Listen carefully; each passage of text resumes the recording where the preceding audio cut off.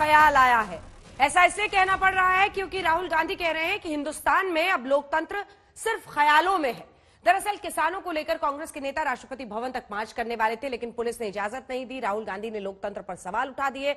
जवाब में बीजेपी ने 1974 के इमरजेंसी की याद दिला दी। आज टक्कर में सामना होगा डॉक्टर संबित पात्रा का भारतीय जनता पार्टी की तरफ से और रोहन गुप्ता होंगे कांग्रेस पार्टी की तरफ से। लेकिन टक्कर की शुरुआत हो उससे पहले ये रिपोर्ट।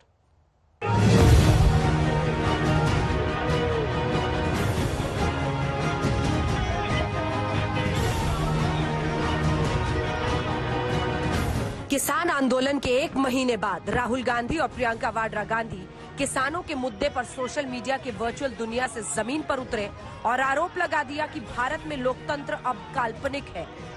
दावा था कि 2 करोड़ किसानों के विरोध वाले दस्तखत राहुल और प्रियंका गांधी राष्ट्रपति रामनाथ कोविंद को सौंपेंगे।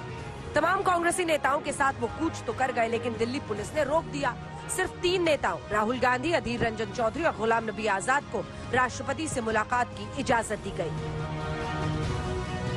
बाहर आकर राहुल बोले, देश में कोई लोकतंत्र नहीं है, देश में यह हकीकत में नहीं केवल कल्पना में ही है। ये कौन सी देश की बात कर रहे हो? डेमोक्रेसी या मतलब कौन से देश की बात कर रहे हो? इंडिया की बात कर रहे हो? इंडिया में कोई डेमोक्रेसी नहीं है। डेमोक्रेसी इंडिया में ये मतलब आपके इमेजिनेशन में हो सकती है, मगर रियलिटी में है नहीं। बीजेपी की तरफ से मोर्चा संभाला केंद्रीय मंत्री गिरिराज सिंह ने। कहा राहुल को इतिहास पढ़ना चाहिए। शायद वो इतिहास नहीं पढ़े हैं।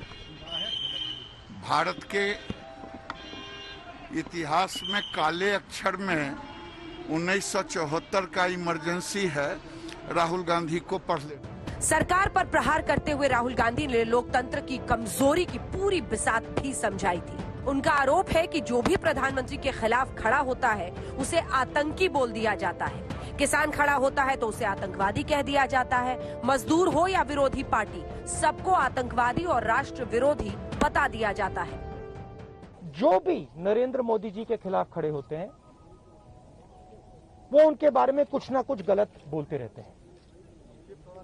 किसान खड़े हो जाएंगे तो किसान को आतंकवादी बोलेंगे, मजदूर खड़े हो जाएंगे तो मजदूर को आतंकवादी बोलेंगे।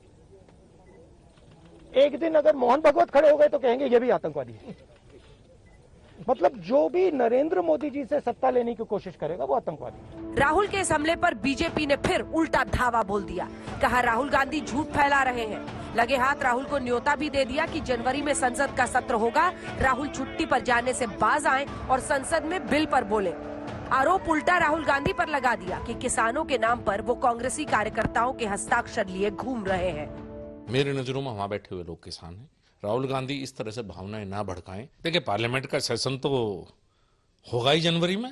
राहुल गांधी आए, अगर उन्हें विदेश से छुट्टी मिलती हो विदेश जाने से, तो कभी कभी पार्लियामेंट आ जाया करें और अपना बोलने का प्रयास करें, अपनी बात वहां रखें। 3 करोड़ सिग्नेचर कह रहे हो तो किसान, ये उनकी पार्टी के किसान नहीं है, ये वाकई किसान है और नॉन पॉलिटिकल उद्देश्य से है। राहुल गांधी का जो एजेंडा है वो किसान कामयाब नहीं होते।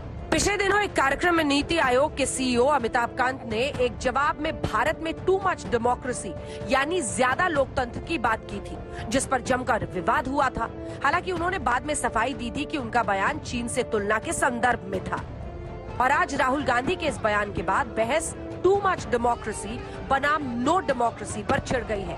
मुद्दा किसानों का जरूर है, लेकिन इसी बहाने सवाल देश में विरोध करने की आजादी पर छिड़ गया है।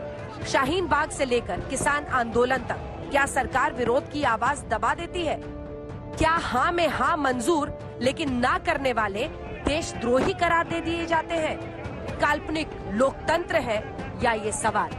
आज तक ब्यूरो।